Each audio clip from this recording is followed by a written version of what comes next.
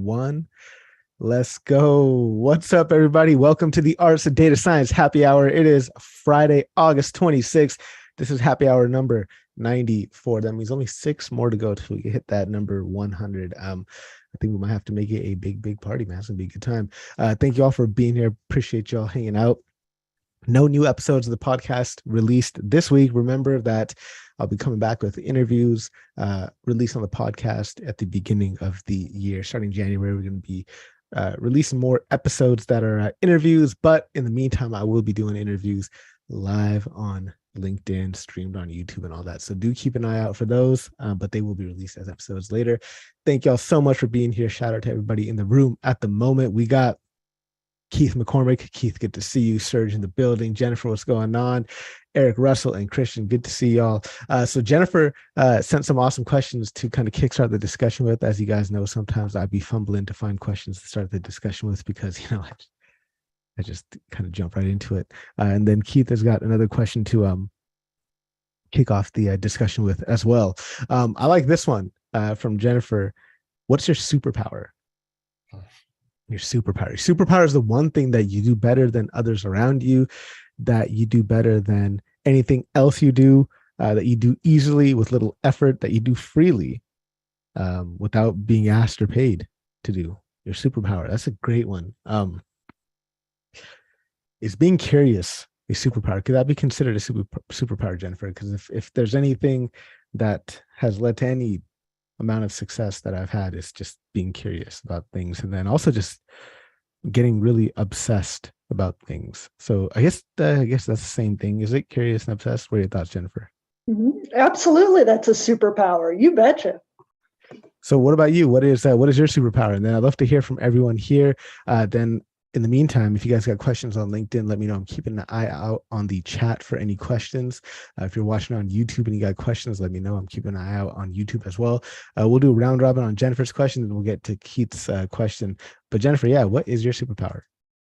I would say mine is organizing things. Like my spice rack has to be alphabetized, has to be in a certain order. The pantry, I had a real estate agent walk into my pantry and say, "Oh, well, you must never use this." I'm like, no, I'm in there multiple times a day, and it has to be this neat and organized. I have been known to organize other people's closets and pantries as well. So I would say organization. That is one super weakness of mine, is being organized. It's just very, very difficult for me to organize stuff. Eric Sims, let's hear from you. What's your superpower? By the way, if you're listening on YouTube or on LinkedIn, watching the live stream, let me know if you got questions. We'll do a round robin on this. We'll go to Eric, then we'll go to Keith. We'll hear about Keith's superpower. And then if anybody wants to share their superpower in the Zoom room, feel free to just use the raise your hand icon and I will call on you. Go for it, Eric Sims. Yeah, I would say my superpower is like being obsessively original. Like I just get so bored so easily, which is why I have a Millennium Falcon background. It's why I do silly side projects like fortune cookie movies and just like things like that ever since I was a little kid. Just that sort of thing off the wall. And the reason that I think it's a superpower is because it allows me to approach old things in new ways and keeps things interesting. Thank you very much, Eric. Let's go to Keith, then Russell, then Christian, and then we'll see if anybody else has anything to add. Keith, go for it. Then Russell, then Christian. Sure, but you mentioned the definition that it can't be work related or not paid, which makes it a little bit tough for me because I'm with you on the curiosity thing. My favorite part of a project is the beginning when I ask all kinds of questions like, "Are you sure that's what you want to do with the project?" Right? Or let's say we could wave our magic wand and build this wonderful model. What are you going to use it for? I love asking questions like that, and that's when you really get at the heart of the issue. But I'm kind of thinking of it through a work lens. I'm sure I'm like that in my personal life too, but I mostly think of it the work way. You can have a work lens on it. That's fine. It's the thing you do even if you didn't get paid to do it, which probably for you is asking questions. Yeah, don't tell clients that necessarily. But I can't help myself at that stage. I really want to know. I want to kind of reverse engineer the problem and all that kind of thing. So yes, it is work related, but it's also just a compulsion, you know. Let's go to Russell, and then we'll go Christian, Serge, Costa. Russell, go for it. Okay, thanks, Harpreet.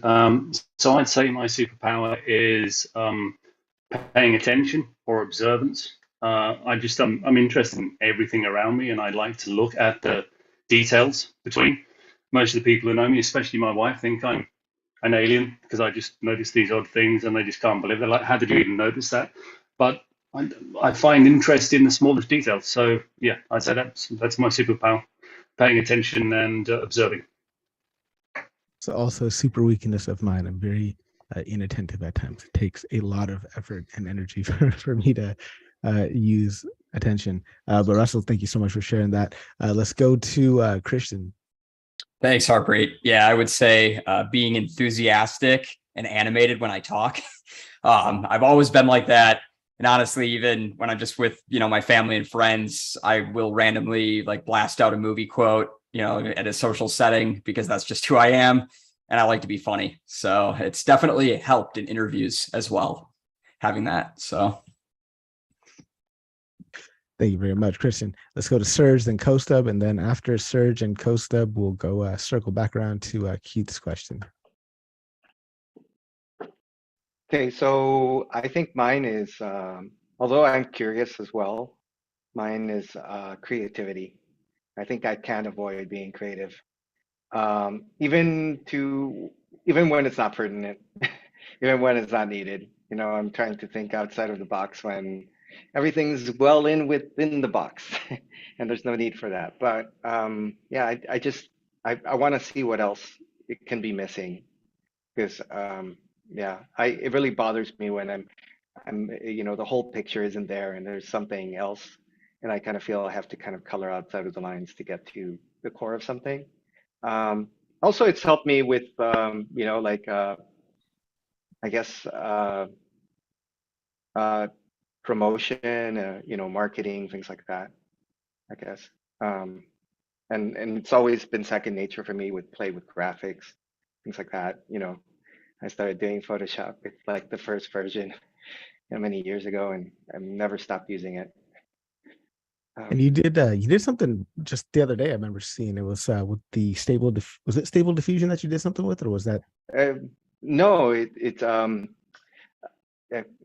stable diffusion. No, it's a different diffusion. I forget the name of diffusion, but yeah.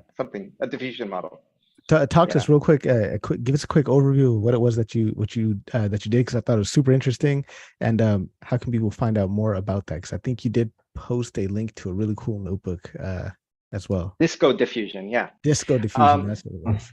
Yeah. So what I did was I've been playing around with these generative models for a while, but I kind of felt like it worked well if I was doing like a single image, but if I was trying to generate a continuous, like an animation, there was always like quirks to it.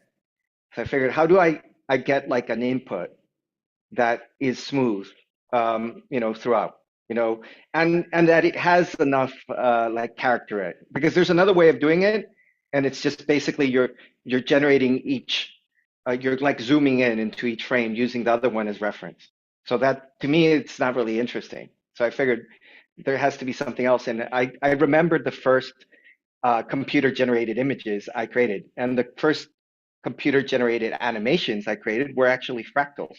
Mm-hmm. And I figured fractals are just so nice. They're so natural. They're also so smooth. Why don't I use those as inputs? And so I generated all these this animation based on these fractal animations. So one is on like a Japanese sen pond, with the lotus blossom and all that. Another one is like a Star Wars theme one. So you see all like the Star Wars elements like spiraling around. And I figured, well, there's just so much creativity that can be drawn from this. So I encourage people to kind of use the Mandelbrot. It could be any kind of fractal, but the Mandelbrot is probably the best one for that. zoom animations or any kind of animations based on that to generate their AI generated art. So yeah, the Mandelbrot set stuff is super interesting. Like I absolutely like I'm a huge fan of the great Benoit Mandelbrot. Uh, I think I got one of his books, The Misbehavior of Markets, which is really interesting where he applied his fractal theory to how markets move. But how does that work? How do you take, I guess, how does one generate? So okay, so the disco diffusion model, you pass the input as you said something from a fractal, and then it goes through some architecture, and on the end you've got a piece of AI generated art. How does that work at a high level? And what are some like keywords that we should go research if the listener is interested? The listener being Well, so the way it works is you have each, it does each frame individually. So the diffusion model is equipped to take an input image individually. So you can feed it an input image. I think it used something called clip guided diffusion, I think at its core. So it's like the regular diffusion, but it's also using an image and the text. So it can generate something frame by frame.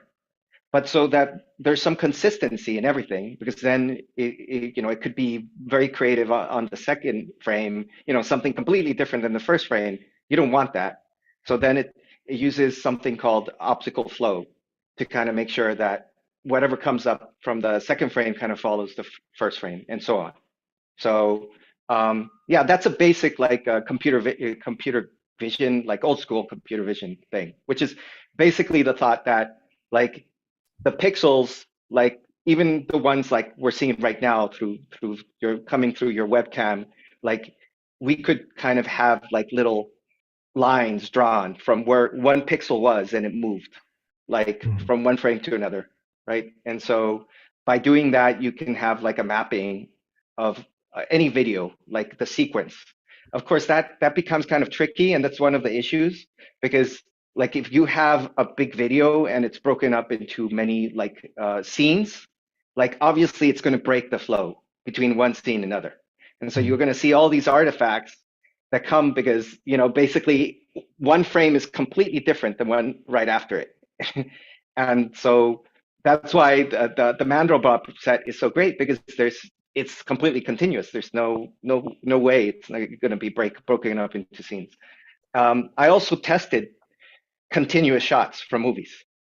I haven't posted it, but I took the scene from a Bond movie where it's just a single shot, like of Bond walking out of a crowd, and I then used as a prop some coral reefs and like aquatic life or something like that, and it actually looks like reefs of aquatic life, and then you can make out like it's like a puzzle. Oh, is that a person walking through? But you're not quite sure because it looks like a piece of fish and a piece of like something from under the sea. So it's interesting what you can do with this sort of stuff as well. It doesn't have to be a Mandelbrot set. I thought that was great, but any continuous shot is well equipped for this. And also, if you have a larger piece of video, you could break up the scenes and do each one individually. That's another kind of trick you could do. Another thing I've tested, which is really cool, is you can take a video of yourself and you can apply these filters to it. So you could say, okay, Marvel hero, superhero. And I know you love Marvel, so you could say, what if I was a Marvel superhero? And then you can do some basic video editing where you're like going like this, right? And as you go like this, you all of a sudden become a Marvel superhero, right? Right. And so you could do cool things like that, where you're kind of combining live action with the stuff you've done with the diffusion models. So it's really gonna put out of business a lot of digital artists, because it's just so easy to do this stuff. Honestly, I think it'll make movies a lot cooler, though. That is for sure. Serge, thank you so much. That's there's a notebook that Serge had linked to in his LinkedIn post. I'll try to dig that up and link to it here, and we'll link it to to LinkedIn as well. By the way, if you're watching on LinkedIn, you got questions, please do let me know. Also, if you're watching on LinkedIn and have not yet smashed a like on this video, please go ahead and do so right now. Let's go to, speaking of computer vision and superpowers, let's go to Kostub. Kostub, go for it. That was fascinating, Serge. At some point, I'm actually curious, what software do you usually use to do like your effects video editing stuff? I mean, I've always dipped my toes in audio engineering and video and like video editing, but it's mostly just been DaVinci Resolve and just basic video editing, right? I'm a bit of a VFX nerd as well, and I never tried it, right? Where would I start? Something like that. Well, there's plenty of tools online. Like I use like I love After Effects. Sometimes occasionally Premiere. I'm like an Adobe guy. I love everything Adobe does. But for some things, it's just so quick to do it online. Just drop something. There's this service called Capwing, something like that. And I've been using that for a while just to do some very simple things like crop an image or a video and add some effects to it. Things that, for better or worse, are slightly more complicated to do in other editing tools, video editing tools. That's it. But for like really professional grade stuff, yeah, like After Effects is one of the best, I would say. And some would even say the best, but it also depends on what kind of, because a lot of other ones come with a lot of plugins out of the box that for After Effects you have to get. So that's, I believe, the main complaint people have about After Effects. But I think it is a great tool nonetheless. Yeah, I've been on that. I've been on the edge of that cliff for quite a while now. I watch a lot of Corridor Crew and Corridor Digital videos, and just like always on the edge of that cliff, going, when I get a weekend, I want to dive into some visual effects and do some motion tracking stuff, and that alone would be really fun. Just doing a bit of motion tracking stuff and just add literally like a superhero's outfit to me or whatever it is, right? So super tempting. To answer your question on the whole superpowers thing, I guess I've got two superpowers. One which I'd like to trade for something else if anyone's got suggestions. One is creativity, right? Like I'm a musician and I love everything performing arts. So I like to deal with things through that lens a lot, even if it's got nothing to do with it. Everything from writing a resume to how you present it, like how you present findings at work, right? All of that is performing arts for me, right? So I do look at things through that creative lens, and I like to utilize skills from different weird and wonderful areas. And I'd like to keep that superpower. The superpower I'd like to get rid of actually is so the way I get through a lot of challenges is just, hey, throw more effort at it. Lose sleep, cut the sleep, and just throw more effort at it, right? It's been a great superpower for me so far. It's got me where I've got to so far, and I'm happy about that. But I'm starting to see the other side effects of that, right? So I'm just wondering if it's time I retired that superhero from my little MCU of my own. So yeah, that's my superpower side of things. Just speaking of the optical flow and computer vision stuff there, bit of a tangent. I picked up this book recently. It released, and this is not a paid plug at all, but I figured, Harpreet, you'd actually really enjoy it. Zelinsky, this guy, he's come out with a second edition. I'll put the link in the chat in case this video is backwards. I have a feeling it might be backwards. But Richard Zelinsky, it's a Springer book on computer vision, right? So the first edition had pretty chunky, right? It's a few hundred pages. The first edition didn't have too much on the deep learning side. I think it came out in like 2011. Pretty decent book. I mean, I read that one cover to cover in undergrad and in postgrad again.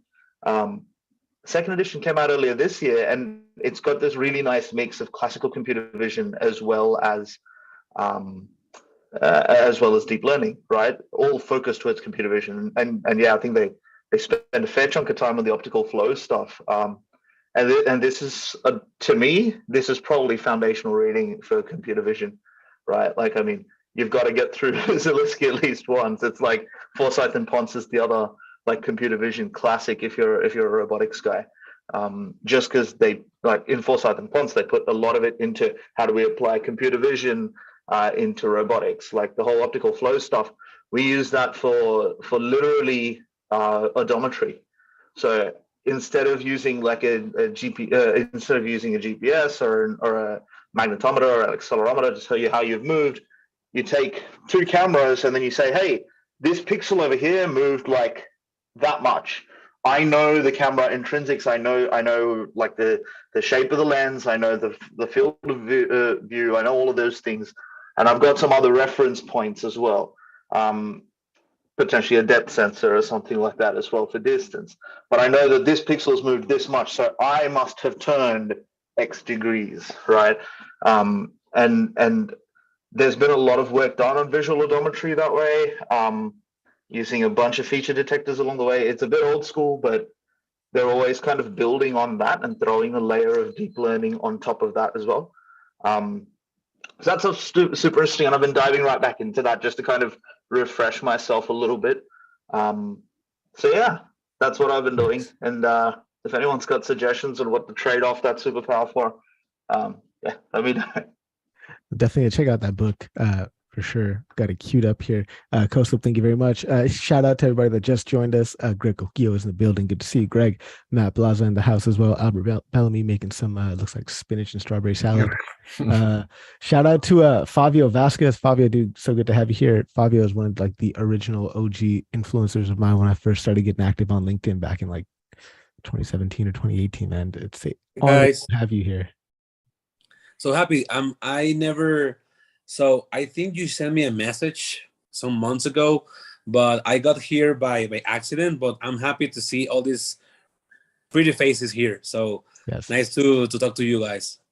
Yes, I did. I messaged you in November of 2020, Fabio. I know how busy you are, though, man.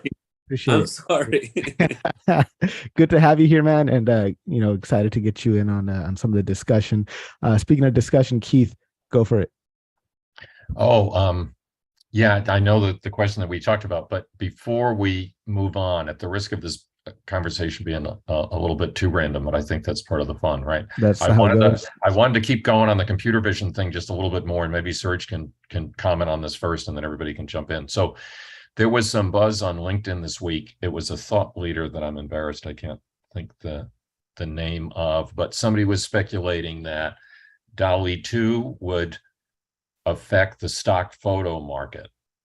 If you're thinking about, marketing and, apparently it's $5 billion industry and you just want a landscape with a sun going down or something like that. I mean, maybe there's a market for avocado chairs too. I don't know. But if you just wanted to do fairly standard stock photo stuff, but with some specific things, that's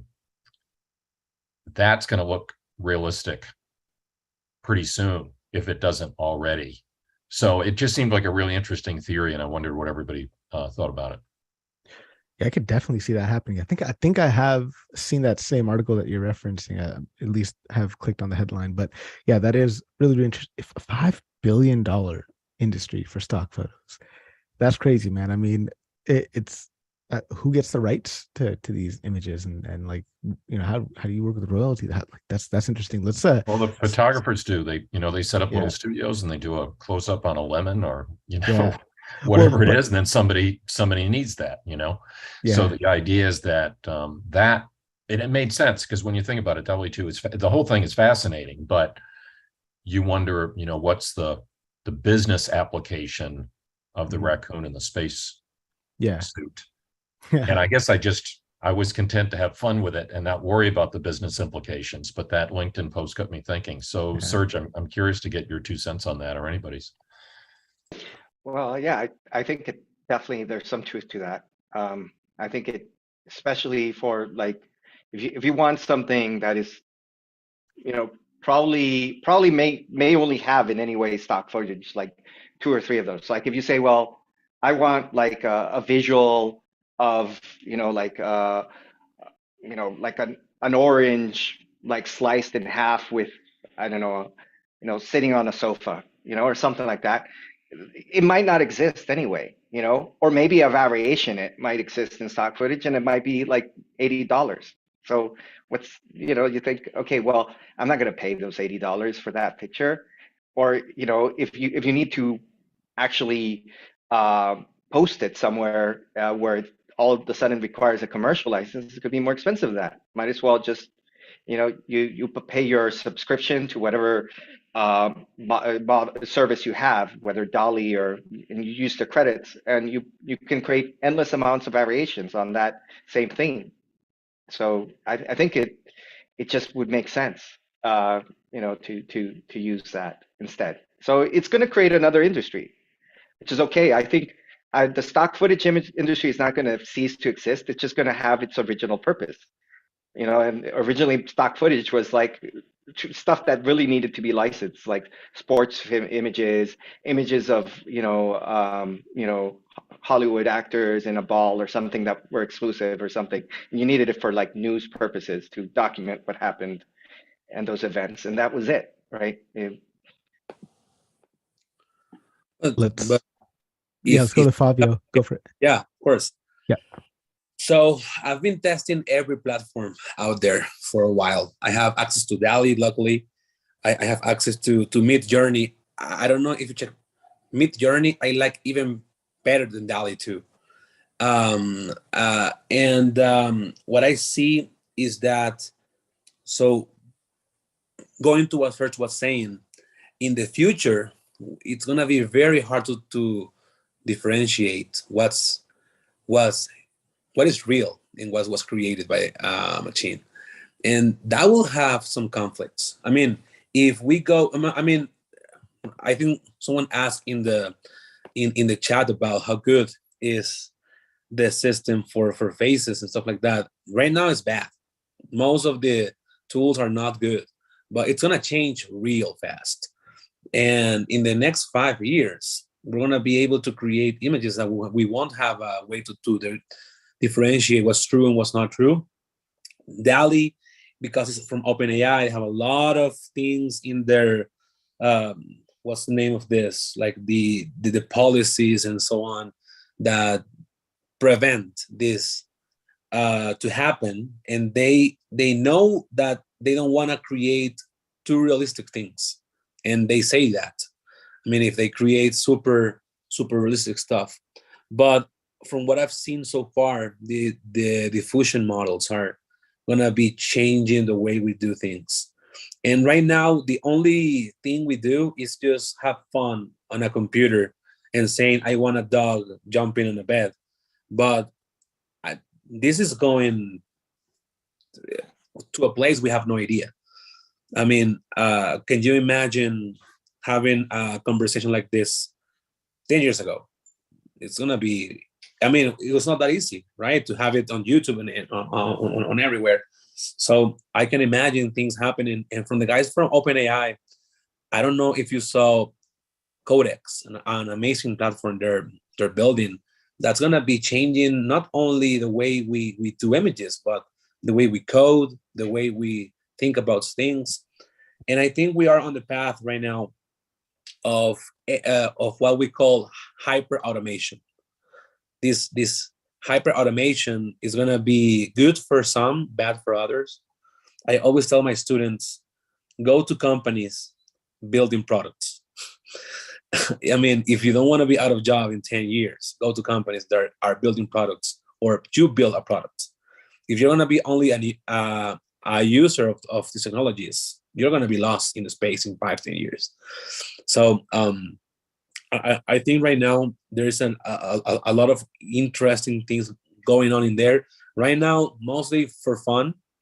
But I think in the next years, we'll see a lot of things happening in the way we do things in data science, in machine learning, and in everyday stuff. I mean, there is even right now things for videos. There is a tool I don't remember, and I catch some of the discussion earlier that is doing automation on the creation of videos. I mean, can you imagine a DALL-E for videos? That would be amazing, right? Like you say, I want a video of a person typing, and I mean that can save a lot of time for people. So again, right now for me, it's just a fun application of computer vision, but I am sure that in the next years we have no idea where this is going, and it's going to be a very interesting thing. Yeah, man. Hard to make predictions, especially about the future, for sure. Thank you so much, Fabio.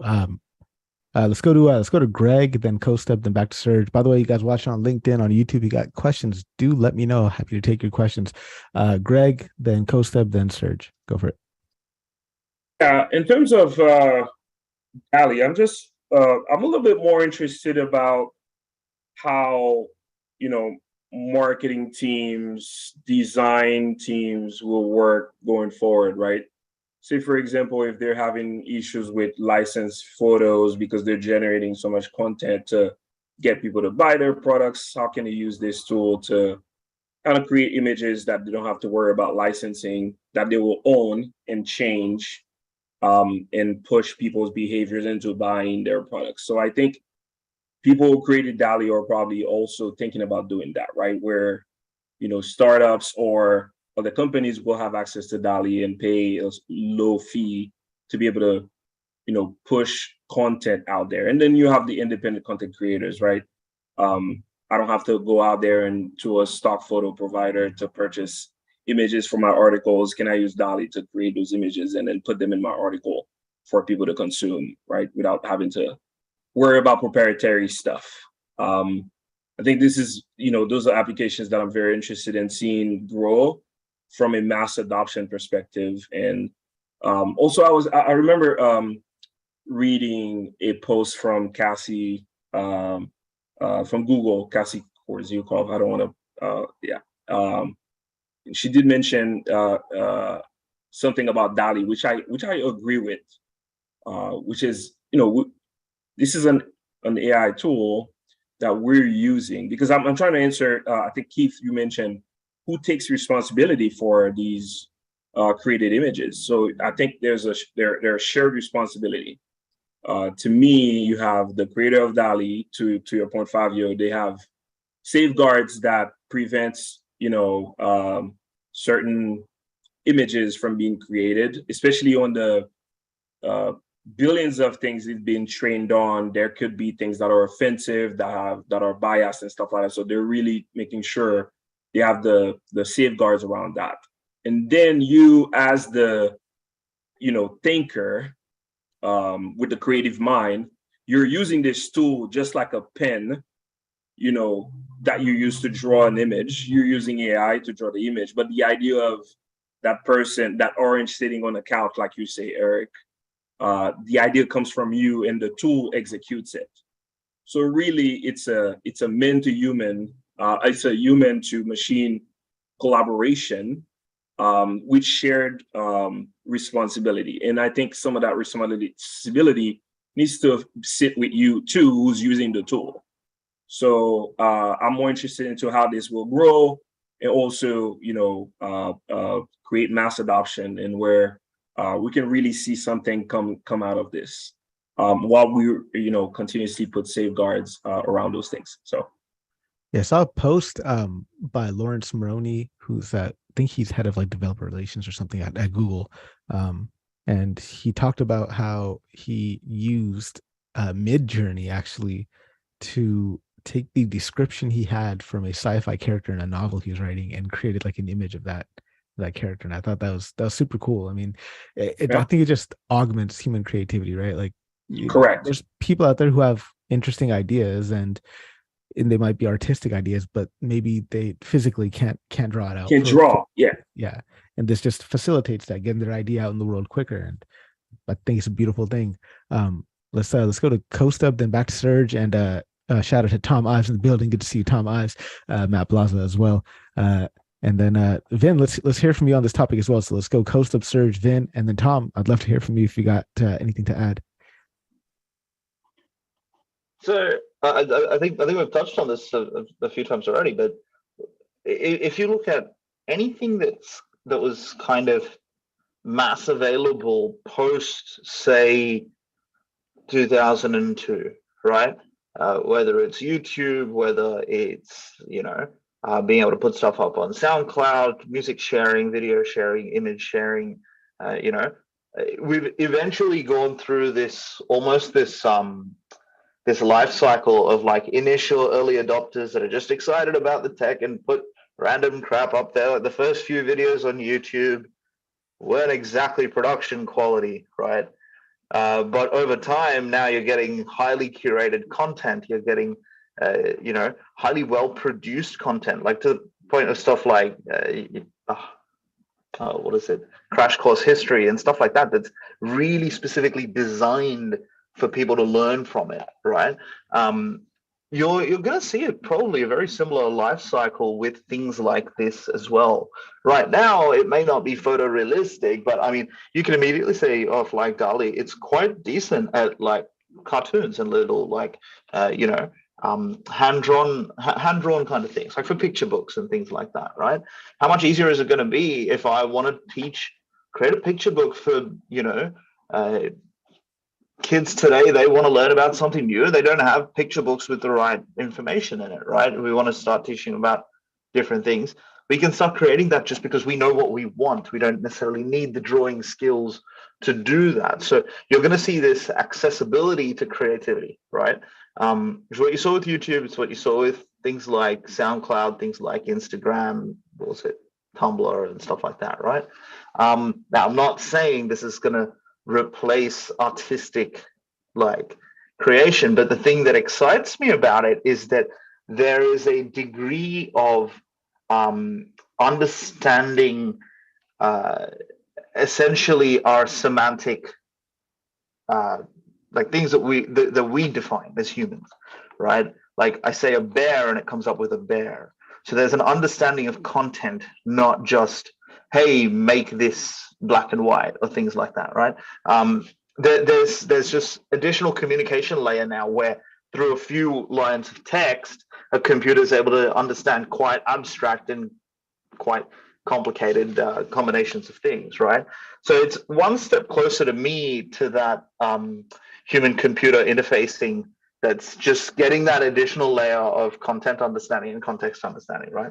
So that's the exciting bit to me. Now, I don't know if it'll necessarily replace creativity. Now, like, for example, you look at how specific videography is and filmmaking is, right?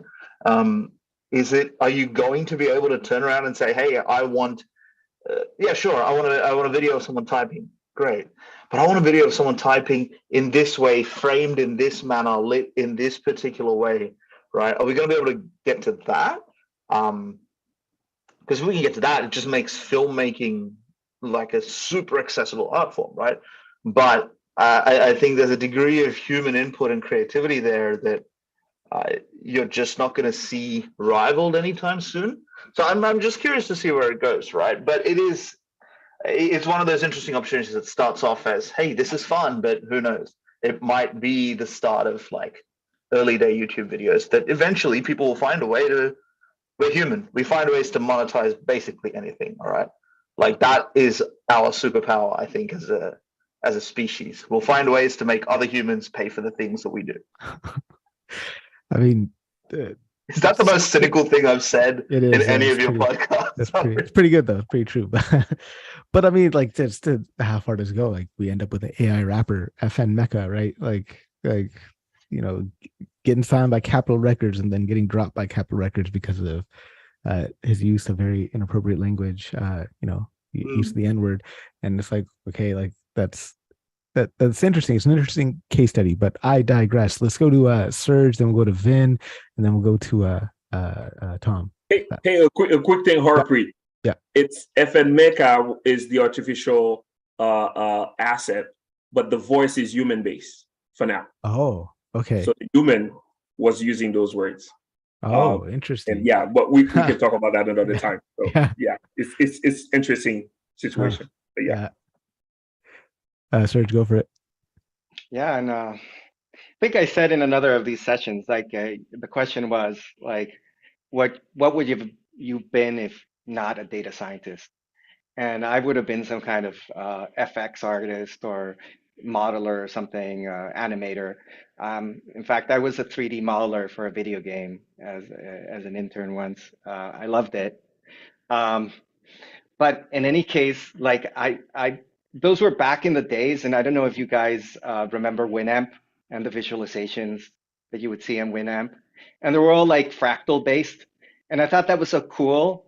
Like we could, what if there was like a live feed of sounds, including music, and it was responding, the fractals were responding to that, and then overlaying a generated art on top of it, like on the fly.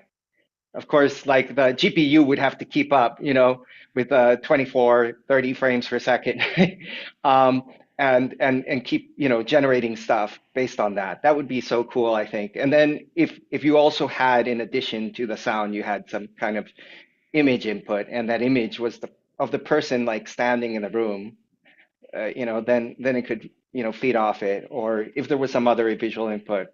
So yeah, I was just thinking, what are the applications of that? Like at clubs, restaurants for like ambience that didn't bore people. Like even the music could be AI generated. There's no reason it couldn't be. Especially for like all that like quote unquote elevator music. Yeah, I think it will be reductive towards art, but I think it will also raise the bar of what people have to create, I think, from now on. At the same time, it also create avenues for companies to exploit other things. Like I was seeing this video the other day of how AI can use to personalize digital assets in all kinds of things. So imagine you're watching a show and it's personalized, all like the backdrop. So all like the branding is geared exactly towards you, and you don't realize it, but it's showing the products that they think you aspire to. If you like some artist, it will show a poster of that artist and all that sort of stuff. That will be AI, maybe not generating the images, but generating it's predicting what you like, and based on that, it's placing it in the scene in real time. That's crazy. That's actually pretty cool. And like that's probably a doable thing. That's probably not too far off in the future. Like the future ads are in generative models, like straight up. Speaking of AI music, though, real quick, there's somebody who I follow on LinkedIn that's probably one of my favorite people, Dr. Tristan. I can't pronounce his last name. Behrens, Behrens. He's got some awesome content. Also puts out interesting AI music as well. Yeah, Serge, that's a lot of stuff to think about there. Thank you. Let's go to Vin. After Vin, let's go to Tom. Shout out to everybody else in the room. If you got a question and you're watching on LinkedIn, you got a question or a comment, do let me know in the comment section there. If you're in the room here and you got a question, just let me know, and happy to get to your question. Otherwise, we'll continue on this interesting discussion. Vin, go for it. Yeah, there are already a lot of brands that use customized images. They're not being generated on the fly, but there's a whole lot of recommendations behind what's in an image, especially in ads. What image should I serve you along with this ad in order to trigger a buying response? And that's been running for at least 7 years, probably longer than that. I remember in the second Iron Man video, they messed with they experimented in that racetrack scene with what should be put in the background, where it should be put in the background. And it was actually a company in Reno that did some of the machine learning behind experimenting with that. And so it's been around forever when it comes to marketing. We're just now getting to the point where real time's possible. And so when you're talking about what are the implications of this, I mean, you're all kind of hitting on it. It's this concept of real time generation and serving. If you can change things in response to your audience, content changes completely at that point, because you can't have a person do that. There's no way to have a person shoot 8 different endings to a movie or 5 different versions of every single scene, let alone when you start segmenting, you'd want 75, you'd want 130 if you're a big enough company. And so the only way you could do any of this is if you have some machine learning put in there And really, you're doing some version of deepfakes with your actors, actresses being sort of simulated in real time, changing, reacting, really engaging and interacting with the audience. And so and 3 years ago, if I'd have said that, I would have sounded like I was fringe, like you're nuts. You know what I mean? That sounded crazy 2 years ago, and it's not crazy today. Now we're talking about it and saying, yeah, I could. That's not far off. And I'm talking about this in an article that I'm publishing tomorrow, but we're not as far away as we think we are from all of these next generations. It's all 1, 2, 3 generations away. And we're changing so quickly. We're advancing so fast. 2 generations could be 8 months. 3 generations could be 14 months away. No one's ready for any of this. It really is unexplored territory at this point. But a whole bunch of people are already jumping on the bandwagon trying to figure out how to exploit it. They're trying to figure, and Kostov just nailed it. He said, we can monetize anything. Yes, and we can also use anything for the absolute worst case scenario. It's almost like, what is the greatest thing we could do with this? And immediately after asking that question, somebody else says, well, what's the worst? And they go and do that. And I think if you want to look at the implications of something like DALL-E 2 and our move towards increasingly realistic simulations, because that's where we're going. We're building increasingly realistic simulations and we're being able to build them in real time. That's kind of scary because social media by itself right now is immersive, addictive. We can get people to do a lot of things they shouldn't be doing and that they wouldn't have done in any other way by putting content together and using social media well. Now take it the next step. If we have this auto-generated, if we don't need people building content, if we don't need people doing some of these tasks, there's a lot of fiendish directions that's going to end up going in. But I think when you talk about creativity, what are we going to have to do? You look at LinkedIn and it's a whole bunch of reposts. You look at pretty much any social media and you will see repost after repost after repost. Pretty soon you're not going to be able to do that without getting flagged. It's going to be so easy to recognize repost content. And repost content is stuff that a model can very easily mimic.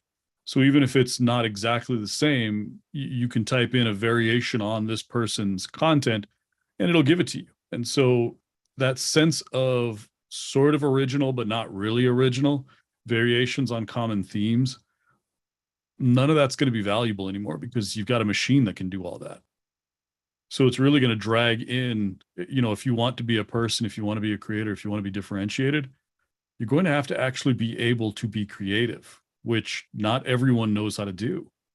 You're going to have some originality, some talent involved in this. You can't just dance on video anymore and come up with a different set of steps. And now that's the new viral TikTok. You can't do that anymore. You have to have something that's better.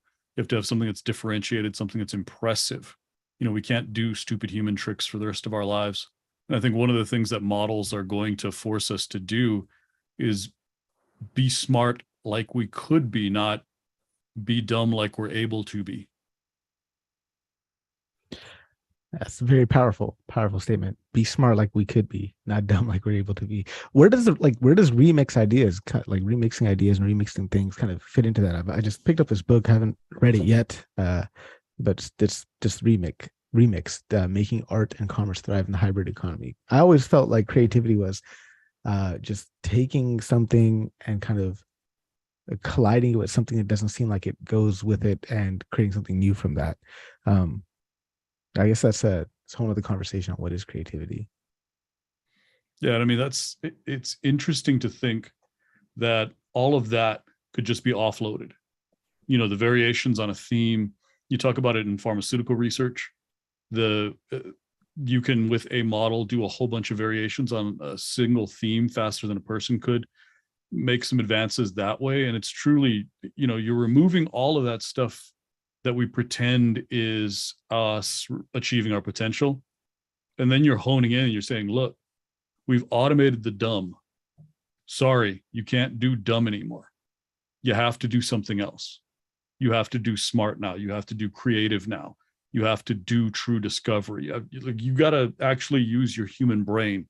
Sorry. Mm-hmm. And I think that's going to be the end benefit to us, but I don't think it's going to be a fun path getting there. Mm-hmm.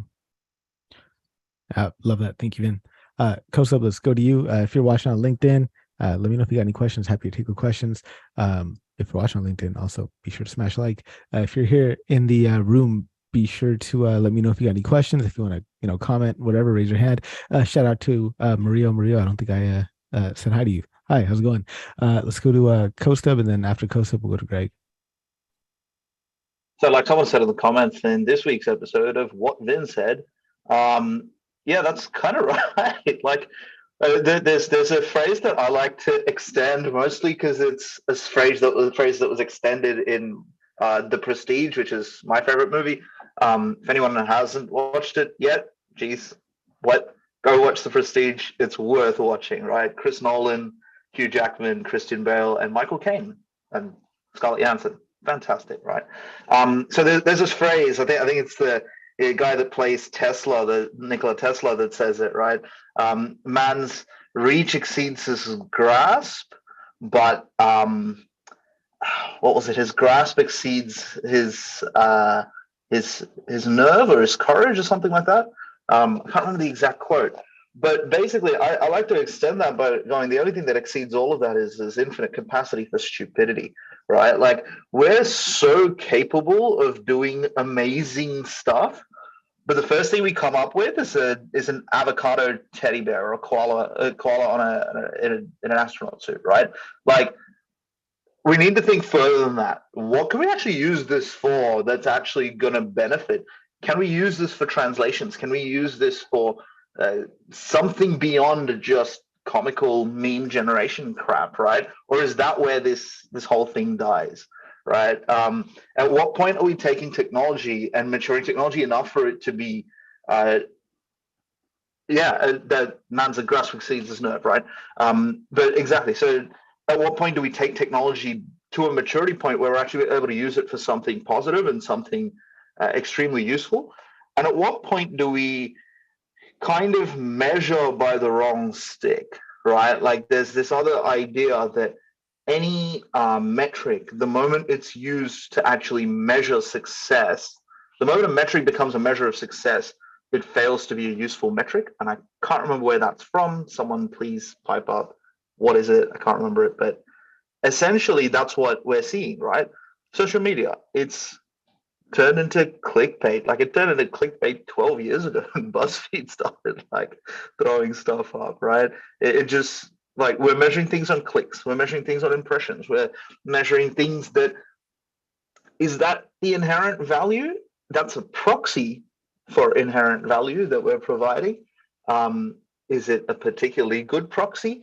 I don't know. We've got this, like Vin was saying, this really addictive social media process. But now let's take that one level further in immersion. It's going to be really easy to fool ourselves. Like, it's really obvious. Like, you talk to anyone, right? Yeah, sure. Clicks aren't necessarily the greatest representation of value. Now, at face value, you can get most people across the line on that because you can present plenty of good counterexamples. But if you take that beyond the low fidelity item that's a click and turn it into something else, take it to the next, we're adding another layer of dimension to this, right? Which is that personalization dimension, which is that fully immersive, like, this is what scares the crap out of me with VR and the whole metaverse crap, right? You jump into it, you add this additional dimension of immersion, and it's going to be so difficult to tell people, hey, that thing that you think you see value in doesn't actually have any real intrinsic value, right? It's already a problem with current day social media. And we've discussed this before on this channel, I think. But yeah, it could very potentially be an even deeper level. Now, it's like the Nigerian prince problem, right? You don't need to fool everyone to fool enough people to make it bad, right? Like, you just need to fool a solid 60% of people, which is not very hard to do, right? Like, yeah, so that's kind of where this stands, and yeah, we're infinitely capable of leveraging that for our own means. The question becomes, who steps up and finds good uses for this that does take us through that hard path of saying, okay, the dumb and dirty stuff, we're not doing that anymore. We've just got to do the things that humans are really inherently good at, right? Like we're already seeing that. You look at automation and robotics, you look at self-driving trains, you're seeing autonomous, like public transport come into play. It's not that far away, right? It's not too far away. It's not unimaginable. I think there's a rideshare service in California. My cousin was telling me about this. Apparently does driverless Ubers essentially, but it's only between like 2 a.m. and like 6 a.m. because there's no one else on the roads, and it goes like 20 miles an hour. But that's the start of it, right? Like we're going through that hard part of drivers are losing jobs, so they need to do something more than what's capable. But what we're seeing is our capacity as humans is accelerating all the time, but the capacity for technology is accelerating that much faster, right? We've only had cars for 120 years. And in the last 20 years, we've gone from like good cars to, hey, the cars are almost self-driving, right? So what is it that makes us inherently human that we can add positive value from? And that becomes this massive existential question that we've got to ask ourselves when we're creating technologies. How do we create them responsibly, right? We could create them to make a bucket load of money, but should we, and what should we make? And that's what concerns me about all of this stuff. Thank you, Costa. I'd love to hear from Tom. Tom, if you got anything to chime in here, I haven't heard from you. Then we can go to Greg and Keith. Tom, good to see you again. Hey, good to be here, and I love the basement, Harpreet. Wow. And Keith, I'm feeling hurt because I sent you a private message you didn't reply to, but I've since figured out that's a real background, right? That's super cool looking while you're on mute there. So I'm going to go in and interrupt you. I wondered why when I posted, it went to you and I scrolled up and I just wasn't quick enough. No worries, no worries. Hey, good to see everyone. I want y'all to know I was in a moment of crisis because Harpreet said he'd call on me. I had no effing clue what DALL-E 2 was. Now I'm an expert because I perused the Google search results. So now I know what I'm talking about. But seriously, guys, I'm wondering, I should start with a confession. When I was young, I fell in love with several movie star actresses. It's true. And I dreamed about relationships with them and everything. And then I came to find out they're not in real life like the characters they played that I fell in love with. I'm not trying to make light of what y'all have been saying, but a lot of what I've heard y'all saying is, this is powerful and it will be abused. Yeah, probably. But you know what? Humans have been good at fooling us, making something not real, presenting it to us, making us fall in love with it. And then later we find it's not real. So I'm not trying to make light of all the horror concerns you're laying out. I think they're real, but in a way, it's going to be helpful because we're going to be less and less trusting of non-reality. That's just my small thought for the day. I hope that helped. No, I love it. Thank you. It's just great to hear your voice, Tom. Thank you so much. Let's go to Greg, and after Greg, we'll do Keith. If you're watching on LinkedIn, on YouTube, you got a question, do let me know. All questions are welcome. Doesn't even have to be related to the topic at hand. It's just how we roll. Greg, go for it. For me, it's more of a maybe question I have for the group. Like, what do we call creativity? I don't know if anybody, if we explored that deep enough here, and if I missed that, sorry about that. What do we call creativity, right? So, in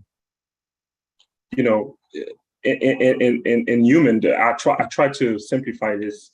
In my mind, I call it, having different perspective. I don't know. I'm trying to simplify this, right? People who become creative have a different perspective, a different sort of awareness around them in terms of how to solve certain issues, maybe.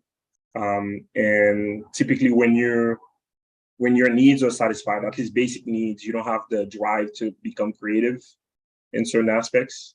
When you want to solve a problem, you're able to put things together very quickly versus other people who are not pushed to do so. And then if that's a good approach, is there a way you can train a machine to kind of like look at perspectives a different way and then come up with a solution a different way or more effective way and things like that, and call that creativity?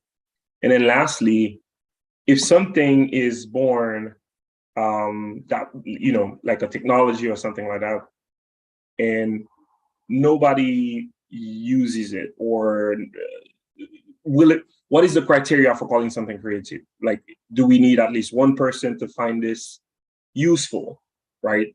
I was talking to a few friends yesterday, and he was telling me he went to, I think, Vietnam sometime in the past, in the 2000s, and noticed that people in certain areas, they still weren't, they still didn't understand how the wheels could be very useful to them, like where, you know, they could carry water, they could use it as a tool to do things, right? Which, you know, way back when, you know, it was a creative tool at the time. So, you know, just wanted to see that, you know, for you guys, what do you define as creative? Can a machine do that? And what is the criteria for calling something creative? Things like that. Yeah, it's an interesting question. It's just like I've interviewed quite a few people talking about creativity on the podcast. I think I went on like a creativity rabbit hole. A couple of episodes I did was with Nir Bashan. I did another one with Natalie Nixon. One with also author of the Serendipity Mindset, Christian Bush, and a couple other podcast episodes. So if you're listening, definitely check those episodes out. But yeah, I mean, I'd love to hear other people's takes on this. We'll go to Keith next, but I think creativity just like read the book. Read the book, The Creativity Code by Marcus de Soto. It was a good one too. Yes, who was also on my podcast. Yes, he was. Yeah, so that's yeah. We talked all about creativity as well. That is a good book. Yes, Creativity Code is really, really good. I think when we think of creativity as having to take something just completely brand new, this great magical work, and it's like never existed, like I think that's too grandiose of a notion of creativity. I think creativity is like, you know, for example, there's like the story of the old philosopher. His name was Diogenes, and he's a famous cynic philosopher, and he's sitting there walking with a cup to go and fill some water into it, and he sees a kid drinking water, not with a cup or anything, but just his own hands, right? So he has tools available to him in this environment, and he puts it to use in an unexpected way for him to accomplish some goal, right? I think that is really what creativity is. It's taking whatever your environment has available for you and combining the elements of that environment to achieve some end in an unexpected way, I guess. Like, just trying to boil it down as simply as possible. But let's go to let's hear from Keith. Fabio, if you'd like to jump in on this, I'd love to hear from you as well. We'll go to Keith, Fabio, then Costa. And if anybody else wants to take a stab at this, I love this topic. So thank you, Greg. Let me know. Just raise your hand. I'll add you to the queue. Keith, go for it. You're on mute, Keith. Yes, you're muted. Keith, you're on mute. Keith is on mute. There you go. Yeah. It's late in the day. I needed more caffeine. All right. So I was going to ask if it was appropriate to talk about that other topic that we had discussed, but we can totally do that later, or even table it for another time. Yeah, we can. We'll circle back to that. We will circle back to that. Yes. But let's hear your perspective though on what is creativity, what it means to be creative. Yeah. Something interesting you mentioned, Harpreet, is that the definition you gave for creativity is very similar that I've seen for intelligence. So that is a very good question from Greg, because where is the stop or where's the line between intelligence and creativity? I think they're highly related. Something that was interesting about what you guys said also is that is something unexpected. That's interesting, right? Because intelligence doesn't need to be unexpected. It can be something it's sound, it comprehends, it makes sense to do it. But I think it's very hard to talk about one without the other. It's very hard because and I think there's a very famous quote from Einstein, right? Talking about knowledge and creativity and that sometimes is more important to have a good imagination than to know a lot of stuff, right? And that was one of the things that drove him to build something that was completely unexpected. For those who don't know, I mean, all my career in the academy, I was working with general relativity and Einstein's work. One of the most interesting thing about his work is this idea of that two big ideas. First, the gravity is not instantaneous. It takes some time for gravity to go to one place to another. We just discovered like 4 years ago when we're the discovery of waves in gravity. I mean, we knew, right? But we knew for sure this a couple of years ago. And the other big thing is that even gravity can affect light. So why am I bringing this to the conversation? Because that is completely unexpected. It's not common sense to think, even that the Earth is moving. It's not common sense, right? Why isn't the Earth just staying here and we see everything going around and we're steady here? So I think creativity has been an amazing driver for intelligence and backwards as well. And one of the things I say to my students is that it's good to know how to do stuff in machine learning or whatever you do, but try on thinking on creative ways to solve problems. That is what makes a change in companies. I have the luck on working on H2O right now, and we're building interesting stuff. And one of the things that really matters for the whole AutoML space is creativity, being able to solve problems fast and with creative way in creative ways. So, I mean, I'm happy to hear what you guys think, but my point, and for everyone listening, is that both intelligence and creativity are maybe the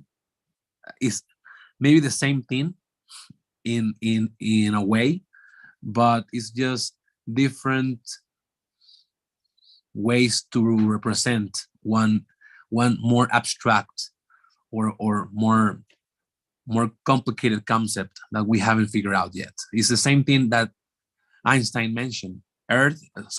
Mass and energy is just the same stuff. It's just we don't see it, right? So that could be interesting forward. And for all of the data scientists or aspiring data scientists that are listening here in this podcast or conversation, make sure that you're not only following the regular patterns on important scikit-learn and click dots fit. Make sure to be creative and make sure to really, really think about what you're doing, because intelligence and creativity may be just the same thing. Yeah, that's an interesting point. Reminds me of this, so my kid's like 2 years old. We're weaning him off his Soothie, the pacifier, and he came up with a name with it. He calls his pacifier Beta, and we're weaning him off of it, and then he's got these puzzle pieces, and these puzzle pieces are these like discs that have like a knob on them. So in an abstract sense, it's kind of like his pacifier, which is it's got a knob and it's flat. And so he looks at me, he starts laughing. He's like, Beta. And he just puts it in his mouth, this wooden puzzle piece that and it's like, oh my God. And he starts like using it like a pacifier. I'm like, that is a very creative creative solution to us taking something away from you. I just thought that was super crazy. But Kosteb, let's hear from you. Then after Kosteb, we'll circle back to Keith's question. So the interesting point there was the recurring idea of like doing more within the limitations of your environment, right? Not necessarily knowledge, intelligence coming more from creativity than knowledge. So this is something I had an interesting conversation with another percussionist. This was probably going back about 6 years ago, right? And it was at a time when a much younger, much dumber me was kind of annoyed at all the rules and constructs. So I'm a classical musician, particularly South Indian classical music, right? And we have a lot of rules and grammar around it, much like any kind of classical art form. And the funny thing to me back then was like, I'm kind of sick of all these rules. I'd like to break a lot of these rules.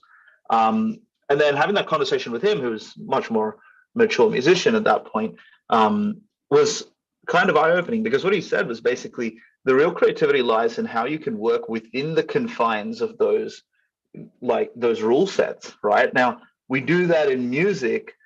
We set up these confines for ourselves, and then we try to work around them to come up with interesting solutions that other people haven't thought of before to resolve a melody or to resolve a rhythm pattern or something like that, right? So you're right. It is about working within the confines of what's available to you. Sometimes limiting yourself in terms of what you're able to use helps you come up with more creative solutions, right?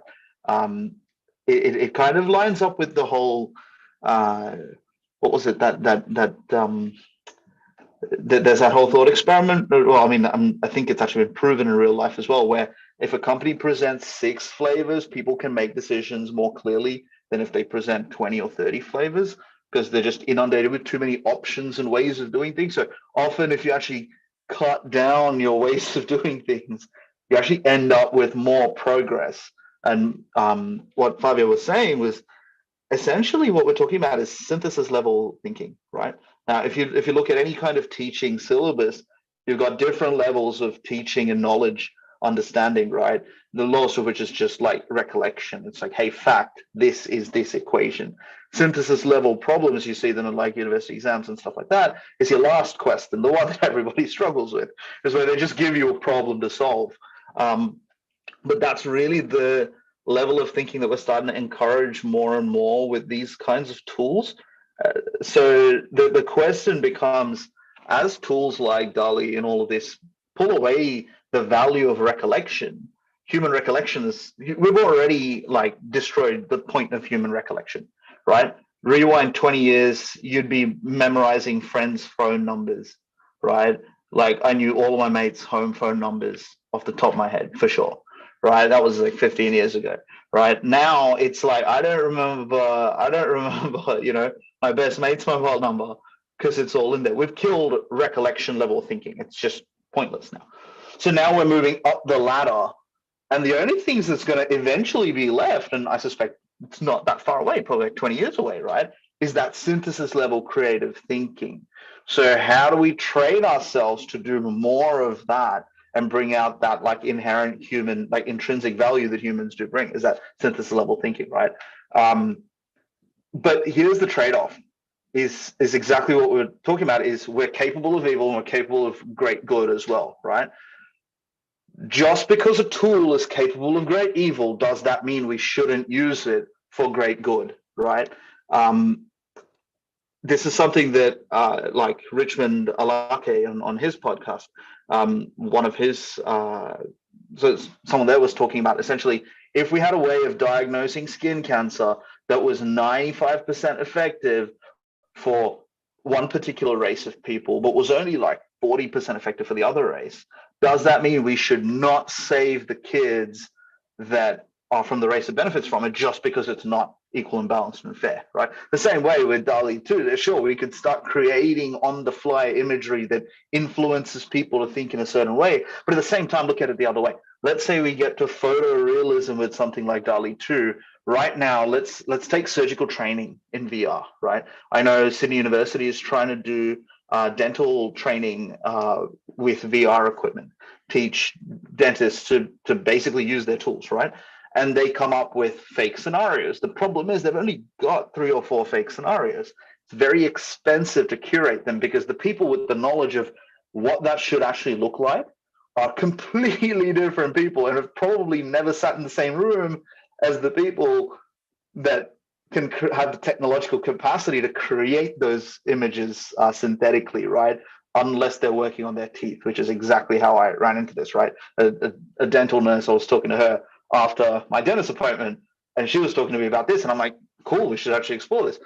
But what if we can get to a point where I, as a surgical specialist, I'm not a surgical specialist, but I, as a surgical specialist, could say, hey, I want to see something like a slip disc, but I want to see it in the C5, C6 instead of the C3, C4, right? And I want to see it with these additional factors.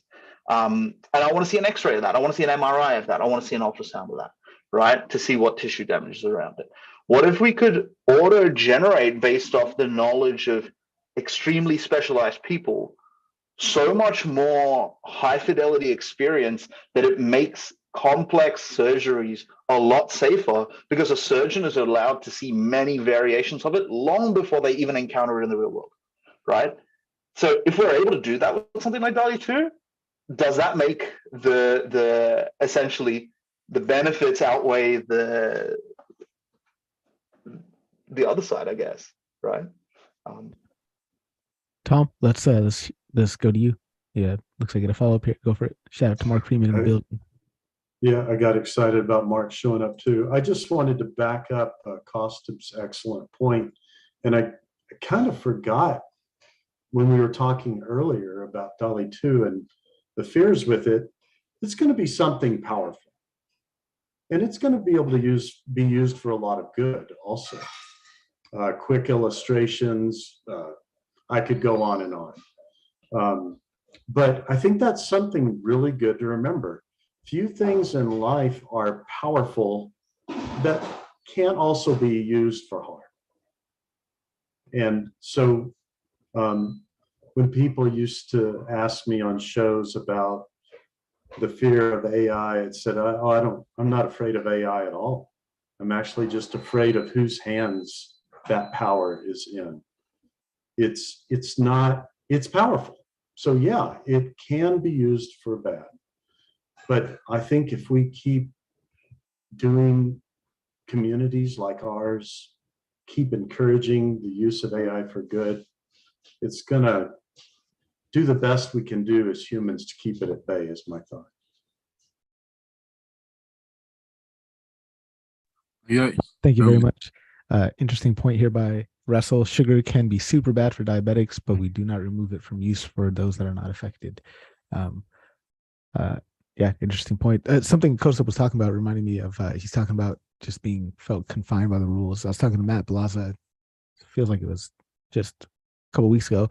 He was talking about this concept of shuhari, which I thought was super, super interesting. I think I was talking about this with Vin on the ride to the Giants game, and it's pretty much the idea that you gain knowledge in like 3 stages. Shu is the beginning stage, where students follow the teachings of a master precisely. They concentrate on how to do the task without worrying too much about the underlying theory. Ha is at the point at which the student begins to branch out. Basic practices working, they can start to learn the underlying principles and theory behind the technique. And then Ri is they aren't learning from anyone anymore, but from their own kind of practice. They create their own approaches and adapt what they've learned to their own particular circumstances. So I thought that was kind of fitting there. Let's go to Keith. Keith, you had a question you had queued up. Sorry, it took an hour and a half to get there. But well, remember, I kind of spontaneously asked the second question that we got so much, amazing insight from. I'll make one final comment about this last topic that I'd never thought about this about DALL-E 2, but what if you could take somebody's medical records and maybe X-ray that's actually been taken, so like an actual X-ray, but create kind of a virtual reality digital twin from all that information, because if it was very complex surgery, the surgeon could potentially try the procedure if it was very high risk before doing it in reality. That's a super cool idea, that we that we were bouncing around basically. So the question I wanted to ask the group was what topics they've been seeing at conferences. So I have a couple of comments along those lines as well, but I don't know about all of you. I did my first in-person conferences since shutdown this year, and I'm up to maybe 5 of them or something. I travel a lot. I would imagine everybody's had a chance to maybe do that many this year. Harpreet, I know you've done at least a couple, but maybe half dozen or more. I don't know, but so I'm very curious about that. So I don't know where we want to start. If I want to mention a couple of topics, or I'm kind of curious to see what the group has to say, what they've seen. Yeah, a couple of concerts.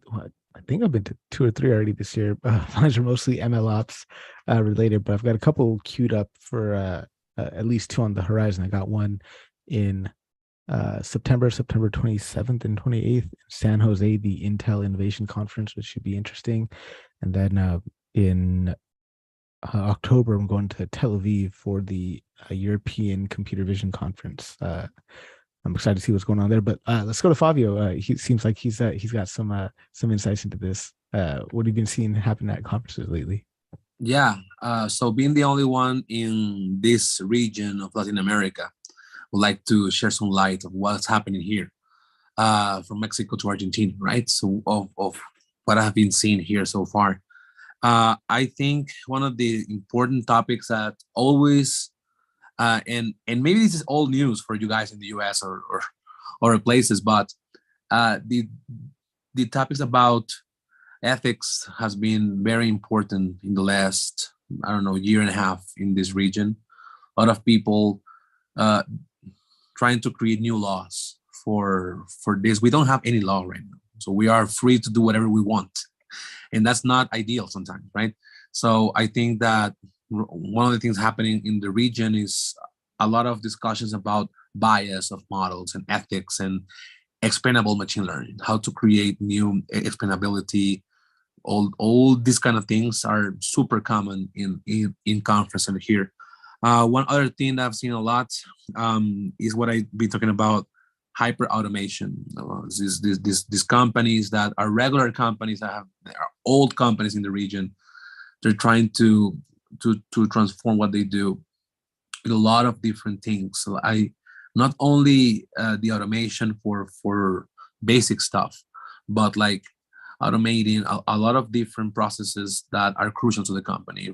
For example, all the banks right now are trying to create intelligent systems to speed up the process of creating an account or ask for a loan.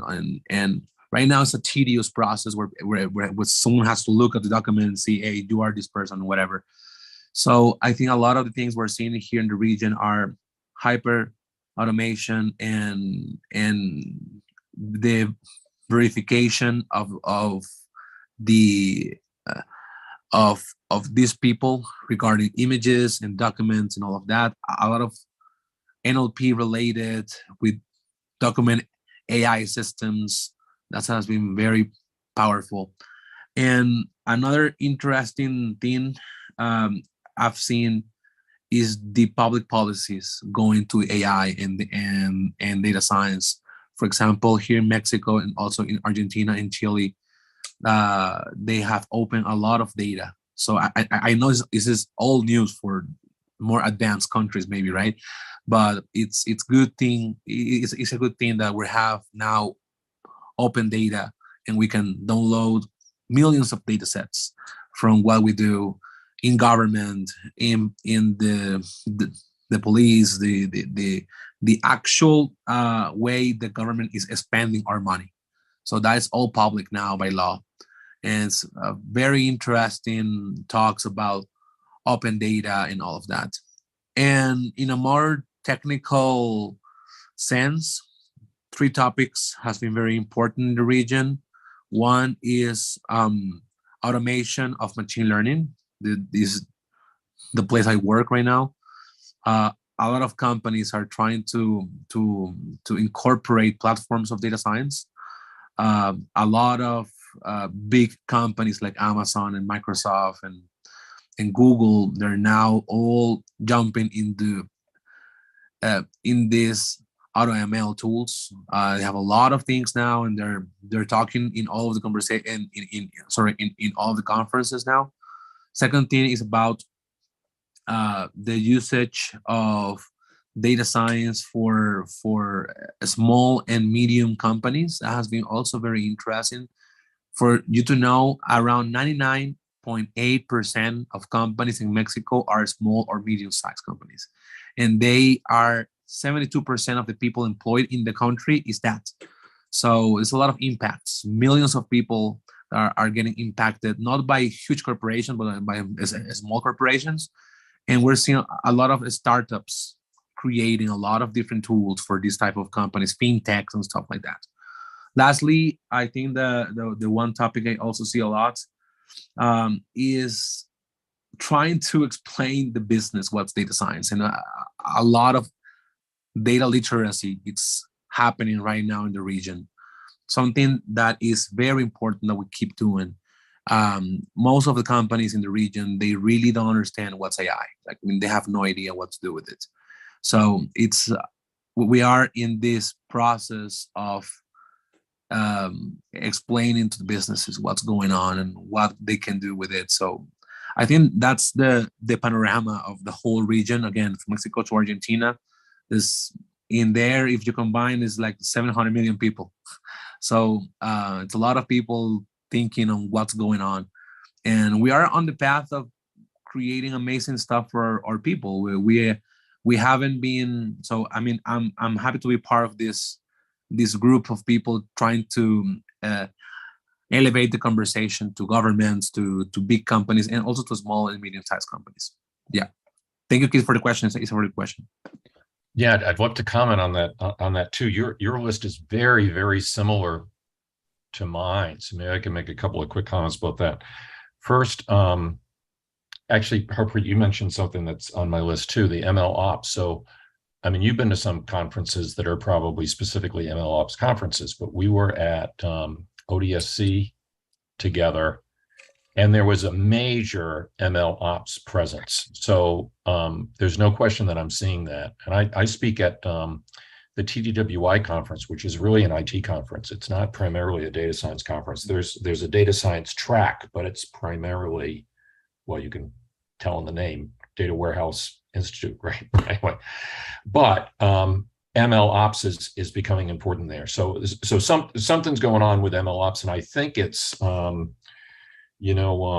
Joe and Matt, who sometimes join the happy hour, having great success with, and a lot of buzz, deservedly so, with their data engineering book. And I think people are starting to realize that these are two different career paths, that the people that build the models and then the whole infrastructure and maintaining and managing the models, that there's so much complexity that you can't do it all, so that's definitely a trend, no doubt about it. Then with some of the ones that you were sharing, Fabio, no question on the ethics, fairness, transparency, explainable AI. I noticed that actually one of the last conferences I went to before shutdown was the KDD conference in Anchorage. And I don't go every year, but it was in Anchorage. I wanted to go to Anchorage, so I decided to go. And I noticed a ton of explainable AI stuff. I mean, my notebook was filled with this stuff when I left, and it ended up becoming kind of a research topic for me. And that's absolutely started to appear everywhere. I don't think I've been to a conference that didn't have at least a half dozen tracks on that, and deservedly so. But part of it is the more black box models you use, the more you kind of run into trouble with that. And then if you do get some public policy folks there, the KDD conference that I was at last week was in Washington, D.C. And you would think there'd be like a government or public policy track. And maybe I missed it, but I'm kind of careful about this kind of thing. But I'm sure they were floating around. I mean, there's just no way that you have a big conference like that in DC and you didn't have some public policy folks. So it may have just manifested itself in having discussions about explainable AI and transparency, even if the title didn't have, government in there. But I don't know how many of you know anything about the KDD conference, been around forever. I think this was like the 28th one. And at the beginning of the week, they don't have concurrent sessions. They have workshops, but they're not like one guy or gal standing at a podium talking for a half day. It's not, that's not what they mean by a workshop. It's basically you have someone curating it, and every 20 minutes somebody presents a different paper, or you meet as a group for an hour and then you meet at round tables or those kinds of things. So their notion of a workshop is a little bit different than other conferences, but they would have entire workshops dedicated to transparency as a topic. And the automation one is interesting too, because it's absolutely the case that there's all kinds of stuff you got to automate that doesn't necessarily have a predictive model in the middle of it. Mm-hmm. And there's it's not a topic that I've spent a lot of time exploring, but I don't know if you guys have ever come across Ian Barkin. He's a thought leader. He has some courses on LinkedIn Learning. That's like his thing, is intelligent automation. And I know that he's been talking about how in a month he's going to a conference that is dedicated just to that. But it's automation in all forms, not just, predictive models or those kinds of things. So no question that that's a trend. And AutoML. Yeah. So I don't know if I'm the only one that this was new to, but the package that seemed to get a lot of attention, there was a whole workshop at KDD on AutoML just in general. These papers, you got to realize, are like super technical. They tend to be postdocs. People just finished their PhD, and they're basically presenting their dissertation as a 20-minute paper presentation. So there's a lot of Greek letters flying past you in these things. You have to stay caffeinated. And for me, you got to make note of the actual paper and go home and read it, because listening to it spending 20 minutes listening to it is only enough for me to figure out that I need to learn more. And then I have to actually go home and read, a paper. But there was also a workshop dedicated in its entirety to a tutorial on Flamel, which apparently is a AutoML library that is gaining in popularity.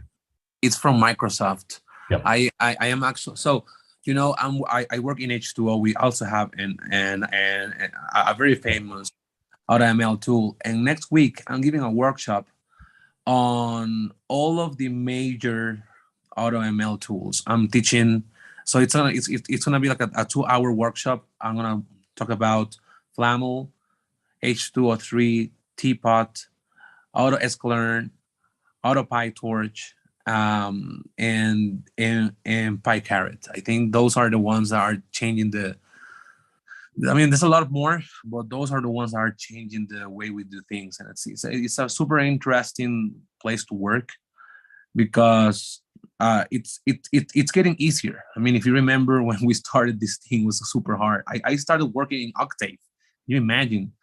So trying to go from Java and Octave to this super simple stuff, it's a very interesting thing. And I went to a H2O.ai conference once in the Bay Area. They really put on a good show. I'll warn you, you'll probably get a direct message coming your way from me, because I've been trying to figure out which 3 to 5 AutoML options are the ones to mention in an overview of AutoML. Or I don't know if anybody else has been trying to figure out, like for their organizations, for them personally, which one do I consider learning or whatever. But so you obviously have had to give that some thought. So I'll be very contact me. Don't worry. I'm happy to answer. Yep. I'd be interested in learning about AutoPyTorch. That does sound interesting. Flamel, FLAML. It's an implementation of ML.NET, which is out of Microsoft. I remember trying to use ML.NET a few years ago, and that's when I was like, "You guys are tripping, trying to have me do .NET. I'm doing it in Python." So thank you very much, Keith. Great insights from the conferences. Hope to see you guys at a conference soon. I'll be in a couple, Intel Innovation September in San Jose. I'll try to connect with my Bay Area peeps from out there, and then also ECCV in Tel Aviv, and then probably 1 or 2 more before the year is over. Mark, good to see you, man. Any questions or comments or anything? man, I just came to show up to support. I had a last minute appointment. I was able to rush in real quick. I was like, I need to make it. Thank you, man. Thank you for being here. Costa, let's go to you. Just quick shout out. There's going to be a conference in Sydney called I think it's Data Eng Bytes. And Joe Reese is flying down to be the keynote there. So I'm keen to finally meet him in person. I think he's the first one from this whole happy hour that I'm going to meet in person. So yeah, super keen for that. When is Data Eng Bytes? That's in September. Oh yeah, too close. September end. Yeah. Well, if you're going to any computer vision conferences or know of any computer vision conferences, let me know, because I will be going to a lot of those. Try to front load. I'm also doing a bunch of meetup groups, deep learning meetups groups. Got to front load travel before the baby comes in January, and then I got to sit tight for a few months. I should find a month of computer vision conferences to do a USA tour at some point. Yeah, dude, absolutely. All right, thank y'all for being here. Appreciate you guys swinging by. Fabio, good to finally meet you in person, and you gotta get you on the podcast soon. I'm launching another podcast soon, ish towards the end of the year. You guys know the Artist of Data Science is not, it's for data scientists, but it's really not always about data science. I always got a number of authors, some of them New York Times bestselling authors, some, a bunch of philosophers, and just a bunch of cool different people exposing us to interesting ideas. Next podcast I'm launching is going to be all about deep learning, and we'll be going super technical on this. And it's going to be sponsored by Deci. It's going to be, one of the in-house Deci podcasts that I'm doing. But I'm super pumped to just have an outlet to talk about deep learning with industry experts and just people who are super into it. So if you are into deep learning, if you're an expert in deep learning, if you have a passion for deep learning, let me know. I'm going to have you on the podcast. So definitely reach out. That's, it's in the works. I'm still kind of strategizing what that's going to be like, but you will hear me in a couple of other contexts. Jasmia for sure. Yeah. Actually, I'm part of I feel so cool being part of a exclusive club with Jasmia, Club Boucher. There's about, I think, 13 or 14 of us that meet once a month, and we just talk about deep learning and stuff. I'm definitely gonna be reaching out to Jasmia to be on the on that new podcast, the as yet unnamed podcast. But it's gonna be all about deep learning, specifically deep learning in production, how it's being used, the challenges people are facing deploying their deep learning models to production, how they're overcoming those challenges, and what we could do during the model training and development process to kind of facilitate a smoother deployment process. It'll be cool, man. I'm excited about it. I'm super pumped. So if you're an author, yeah, I'll have you on there, man. Absolutely. No, yeah, and we have a new tool. It's called Hydrogen Torch. It's a new deep learning tool we have, and it has automation for deployment, and it's a very interesting system. So contact me on LinkedIn. I'm happy to talk about that. We're doing a lot of different stuff in the deep learning space. Nice. We haven't jumped into the AutoML for deep learning. That is called NAS. It's called Neural Architecture Search. That's what my company does. So Deci AI does. We've developed a NAS kind of algorithm, and that's our bread and butter thing is NAS. Good. Yeah. Okay. So just contact me there, and I'm happy to be there. Yeah, awesome. Well, y'all, thank you so much for hanging around. It feels good having one of these long happy hour sessions. It's been a while since we've had like one of these almost 2-hour episodes. Thank y'all for being here. You guys, stay tuned for the new podcast. Remember, I'm going to be having new episodes released on the Arts of Data Science coming in January. I'm just building up a backlog of episodes.